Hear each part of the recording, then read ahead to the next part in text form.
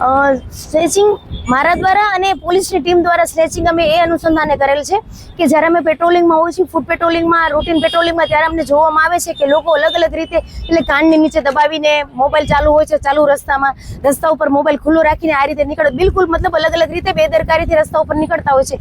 એની આસપાસ શું થઈ રહ્યું છે એને ખ્યાલ નથી હોતો. અને સ્નેચરો જે છે એ જેમ વિડીયોમાં બતાવ્યું, આપણે ડેમો બતાવ્યું, એ રીતે ઇઝીલી એના મોબાઈલ સ્નેચ કરીને જતા રહીએ છે. એટલે એ આને લોકોને અવેરનેસ આવે. બીજું કે ખાસ અમારું કે મીડિયાના માધ્યમથી એ પણ લોકોને કહે કે તમારી આસપાસ શું થઈ રહ્યું છે, તમારા મોબાઈલ જે છે એને હોલ્ડ એ રીતે કરો કે આસપાસ વાળા કોઈ સ્નેચ કરીને લઈ ના જાય.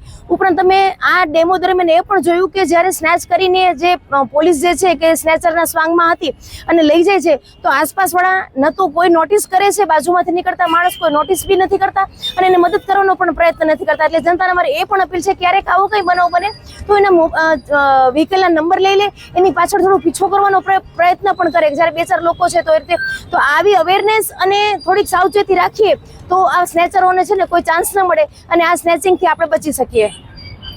આપના પોતાના પ્લેટફોર્મ લલકારને લાઈક કરો, ફોલો કરો, સબસ્ક્રાઇબ કરો અને શેર કરો.